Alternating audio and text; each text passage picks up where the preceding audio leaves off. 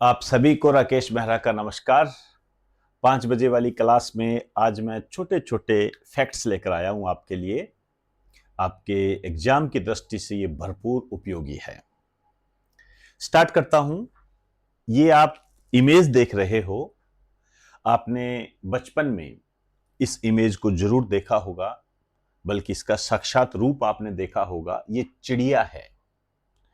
क्या आप अब इस चिड़िया को देख पाते हो?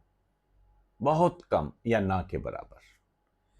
मतलब ये संकटग्रस्त है, विलुप्त होने के कगार पर है। और इसके निवारण के लिए एक दिवस मनाया जाता है, विश्व गोरैया दिवस। विश्व गोरैया दिवस ये मनाया जाता है। अब इसके बचाव के लिए, इसके संरक्षण के लिए ये जो दिवस मनाया जाता है, ये आपके एग्जाम की दृष्टि से महत्वपूर्ण है। महत्वपूर्ण इस मायने में भी है कि किसी भी जंतु, जीव जंतु को बचाना, उसको संरक्षित करना, फूड चेन को संरक्षित करने जैसा होता है। तो इसी दिशा में आपके एसएससी में यह क्वेश्चन पूछा गया है कि विश्व गोरैया दिवस कब मनाया जाता है। तो विश्व गोरैया दिवस मनाया जाता है 20 मार्च को। ध्यान रखें, ये स्पारो बोलते हैं इसको, स्पारो इंग्लिश के अंदर वर्ड स्पारो डे 20 मार्च को मनाया जाता है। यह आपके एसएससी के अंदर आ चुका है कि कब मनाया जाता है। इसका जो प्रारंभ हुआ था 20 मार्च 2010 को, मतलब सबसे पहले ये यहां इस डेट को मनाया गया था, 2010 से मनाया गया था। किसके लिए, किसने मनाया था? नेचर फॉरएवर सोसाइटी के द्वारा। अब ये जो नेचर फॉरएवर सोसाइटी है, ये भारत की है। अब आप समझ गए होंगे कि ये दिवस आपसे क्यों पूछा गया है। भारत की एक संस्था ने गोरैया के संरक्षण के लिए एक दिवस का आगाज किया है वर्ल्ड लेवल पर। विश्व गोरैया दिवस, आप कह सकते हो वर्ल्ड स्पारो डे, 20 मार्च को। बस यहां आप थोड़ा सा ये ध्यान रखें, फ्रांस के सहयोग से,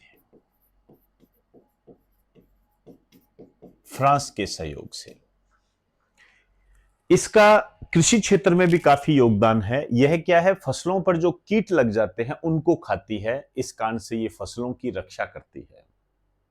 कुछ दृष्टि से इसे किसानों का मित्र भी कहा जाता है। लेकिन यहां मैं आपको क्लियर कर दूं, किसानों का जो मित्र होता है, जो क्वेश्चन आपसे, ये भी किसानों की मित्र है, इसको भी कहा जाता है।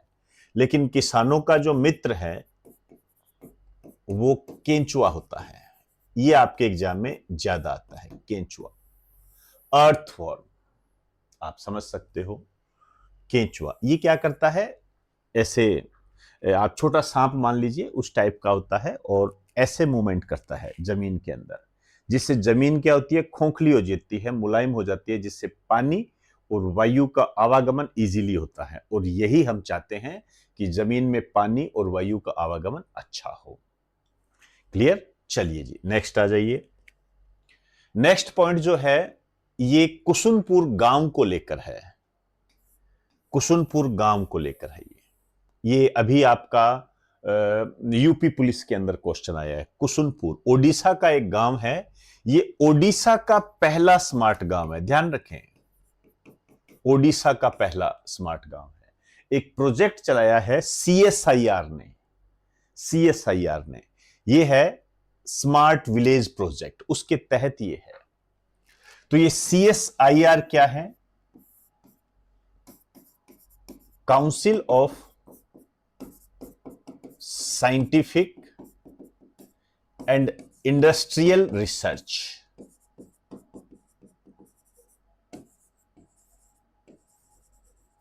सीएसआईआर होता है ये।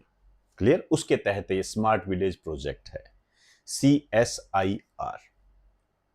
लेकिन अब यदि आपको ये कह दे कि पहला स्मार्ट गांव कौन सा है, तो भारत का जो पहला स्मार्ट गांव है, इसको स्मार्ट भी बोलते हैं और आदर्श गांव भी बोलते हैं। यह है आपका धनोरा। ये धौलपुर में पड़ता है, धौलपुर, राजस्थान। राजस्थान के एग्जाम में आप देख लेना, ये लगभग पूछ ही लिया जाता है, धनोरा गांव। बकायदा प्रधानमंत्री नरेंद्र मोदी जी ने इसका उद्घाटन किया था। तो भारत का पहला स्मार्ट गांव यह है, राजस्थान का पहला तो हो ही गया। फिर लेकिन यहां कुछ चीजें अलग सी है। जैसे भारत का पहला स्मार्ट बुद्धिमान गांव, ये सतनावरी है, ये नागपुर के अंदर है। नागपुर, महाराष्ट्र। नागपुर आप जानते हो, इसको ऑरेंज सिटी बोलते हैं। ये भी कई बार आपके एग्जाम में पूछा जाता है, ऑरेंज सिटी। जैसे राजस्थान की ऑरेंज सिटी जो है, संतरों की नगरी, ये झालावाड़ है। और वर्ल्ड लेवल पे देखोगे तो आपको नागपुर मिलेगी। भारत का पहला सौर ऊर्जा से संचालित गांव मोढेरा है। ये गुजरात का एक गांव है। 24/7 सौर ऊर्जा से संचालित है। तो ये कुछ बातें मैंने आपको अभी जो यूपी पुलिस में क्वेश्चन आया था उसको आधार बनाकर कही है।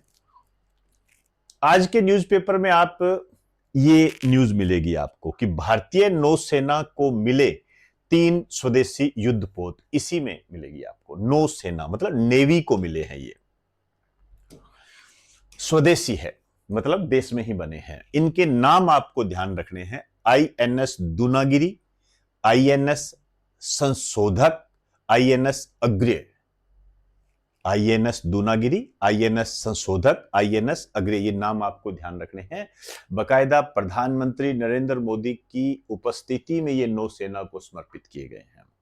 तो अपने आप में ये महत्वपूर्ण हो गया है। यहां पर प्रधानमंत्री नरेंद्र मोदी जी ने ये बात कही है कि भारत अब रक्षा उपकरणों का आयातक नहीं, निर्यातक है। मतलब हम इंपोर्ट नहीं करते हैं, हम दूसरों देशों को एक्सपोर्ट करते हैं, निर्यात करते हैं हम। रक्षा के संबंध में ये बात कही है। तो 3 नौसेना में शामिल किए गए हैं। इनके अध्यक्ष अभी 31 मई से ही बने हैं, 31 मई 2026। हालांकि पहले बता चुका हूं, लेकिन नए बच्चे जुड़ते रहते हैं तो थोड़ा सा रिवीजन भी आपका हो जाता है और नए बच्चों को नया पॉइंट भी मिल जाता है। एडमिरल कृष्ण स्वामीनाथन 31 मई से बने हैं। ये अच्छा क्वेश्चन है। यहीं पर आप एक जोड़ना चाहो तो जोड़ सकते हो। नेवी डे, नौसेना दिवस कब मनाया जाता है?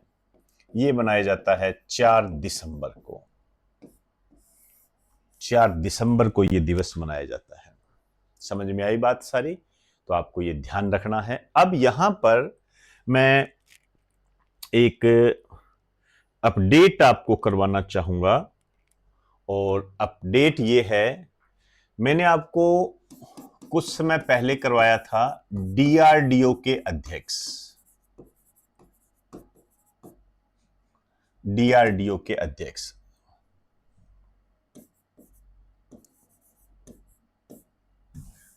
ये नए बन गए हैं, ध्यान रखना। इनका नाम है राजेश कुमार। ये DRDO के नए अध्यक्ष बने हैं। तो आपको थोड़ा सा ये ध्यान रखना है, तभी आप इसके साथ न्याय कर पाओगे। इससे पहले समीर कामत थे, वो अब रिटायर हो गए हैं, हट गए हैं। तो आपको थोड़ा सा ध्यान रखना है। राजेश कुमार नए बने हैं ये, ठीक है? इनका ध्यान रखना है आपने। समीर कामत के स्थान पर बने हैं, ये अपडेट कर लेना। तो ये कुछ बातें थी जो मैंने आपको बताई। इसके आगे की बातें हम कल करेंगे।